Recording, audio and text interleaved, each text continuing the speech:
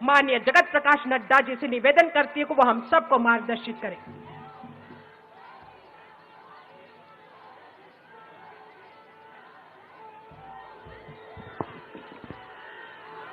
बोलिए भारत माता की, भारत माता की, भारत माता की।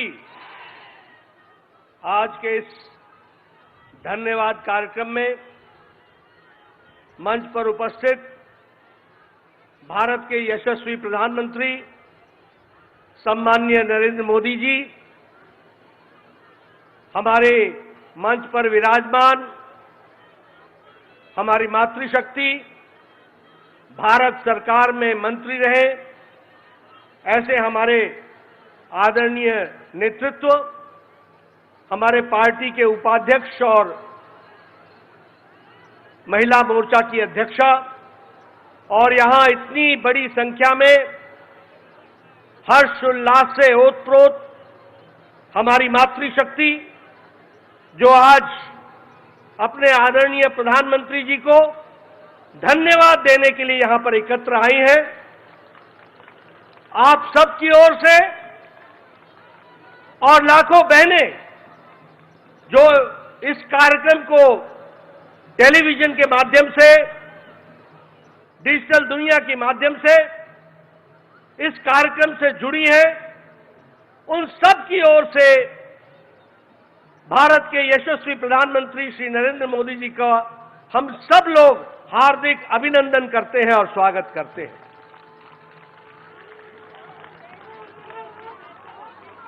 यह हम सब के लिए बहुत ही ऐतिहासिक घड़ी है जो इतिहास में आगे चल करके दर्ज होगी और लंबे समय तक याद किया जाएगा।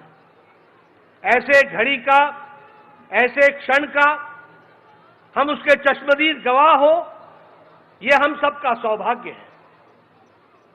यह ऐतिहासिक घड़ी, यह भावनाओं से भरी हुई घड़ी, यह भावुक कर देने वाली घड़ी जिसका हम सब लोगों को लंबे समय से इंतजार था, वह संभव हो पाया तो दूरदृष्टि, अटूट निश्चय और पक्के इरादे के साथ प्रधानमंत्री मोदी जी ने ये नारी शक्ति वंदन विधेयक को समय पर ला करके जो पारित कराया है, इसके लिए भी हम उनका हार्दिक अभिनंदन करते हैं, स्वागत करते हैं।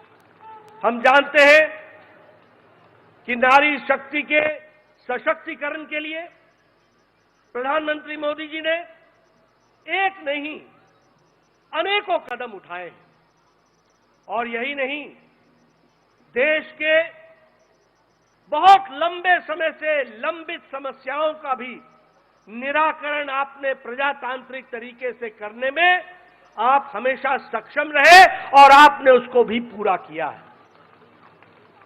अगर हम याद करें तो जो हम 52, 53, 54 में धारा 370 की बात करते थे, ये आपका अटूट निश्चय, आपकी दूरदृष्टि और आपकी इच्छा शक्ति का परिणाम है कि धारा 370 समाप्त हुआ और जम्मू कश्मीर भारत का अभिन्न अंग के दृष्टि से स्थापित भी हुआ। यह हम सब लोगों ने देखा। अगर हम बात करें, हमारे फौजी भाई 1 रैंक 1 पेंशन की बात करते थे, किसी ने राहत नहीं दी, लेकिन प्रधानमंत्री मोदी जी ने उसको भी हमको करके दिया। इकोनॉमिक वीकर सेक्शन को रिजर्वेशन, ये कभी सोचा भी नहीं था, उसको भी पूरा करके हमारे प्रधानमंत्री जी ने दिया। महिलाओं के सशक्तिकरण के लिए ट्रिपल तलाक से हमारी मुस्लिम बहनों को निजात दिलाने का काम, जो लंबे समय से लंबित था, किसी में भी राजनीतिक इच्छा शक्ति नहीं थी कि इस कार्य को कर सके। हमारे विरोधी दल वोट बैंक की पॉलिटिक्स करते थे, अपीजमेंट की पॉलिटिक्स करते थे, तुष्टीकरण की पॉलिटिक्स करते थे, लेकिन आपने हमारी मुस्लिम बहनों को 3 तलाक से निजात दिला करके उनको भी आपने आजाद किया, ये हम सब लोग जानते हैं। भारतीय जनता पार्टी आपके नेतृत्व में महिलाओं को पहले से ही अपना पूरा प्रतिनिधित्व देने के लिए कटिबद्ध रही है। यह भारतीय जनता पार्टी अकेली पार्टी है जिसने 33% आरक्षण केंद्र स्तर के समिति से लेकर के बूथ स्तर के समिति तक महिलाओं को आरक्षण देने में अकेली और पहली पार्टी है। यह भी हमको ध्यान में रखना चाहिए। आपने महिलाओं के सशक्तिकरण के लिए बहुत से कार्यक्रम चलाए।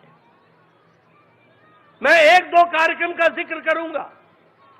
स्वच्छ भारत अभियान, जिसमें 12 करोड़ बहनों को आपने इज्जत घर देकर के जो उनका इज्जत और उनकी जीवन के डिग्निटी से इज्जत के साथ जीने का जो रास्ता आपने दिखाया, जिसके लिए यूनिसेफ ने भी आपको गेम चेंजर की दृष्टि से कहा कि यह गेम चेंजर साबित हुआ है।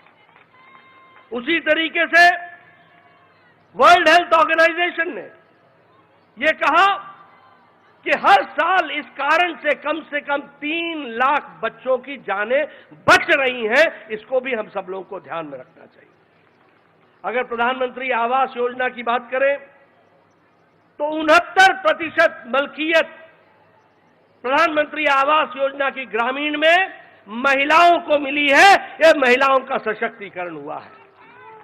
और जल जीवन मिशन में हमारे नोबेल लॉरिएट माइकल क्रमर कहते हैं कि यह लगभग 1.5 लाख लोगों को जीवन दान देने वाला यह कार्यक्रम चल रहा है। इसको भी कहा गया है। और वर्ल्ड हेल्थ ऑर्गेनाइजेशन ने कहा कि डायरिया से 4 लाख बच्चों की जीवन की लीला बची है। इसको भी हमको ध्यान में रखना चाहिए। और कल का ऐतिहासिक दिन नई संसद भवन में गणेश उत्सव पर पहले लोकसभा से निर्विघ्न वह प्रस्ताव पारित हुआ और संविधान का संशोधन हुआ। और कल देर रात राज्यसभा से भी वह पारित होकर के वह एक सच्चाई के रूप में हम सबके सामने आया है। मैं आपके और प्रधानमंत्री जी के बीच में ज्यादा देर न रहता हुआ मैं यही कहूंगा कि एक पर एक ऐतिहासिक घटनाएं आपके नेतृत्व में हो रही हैं। एक से एक ऐतिहासिक निर्णय लिए जा रहे हैं। और यह निर्णय मातृशक्ति को जितनी शक्ति देगा वो भारत की तस्वीर और तकदीर को, दृष्टि और दिशा को बदलने में बहुत बड़ा कारगर कदम होगा। यह भी हमको ध्यान में। इसलिए पुनः आपका हार्दिक अभिनंदन, स्वागत। और आपके और प्रधानमंत्री जी के बीच में ज्यादा देर न रहता हुआ पुनः मैं आप सबकी ओर से उनका हार्दिक अभिनंदन करता हूं, स्वागत करता हूं।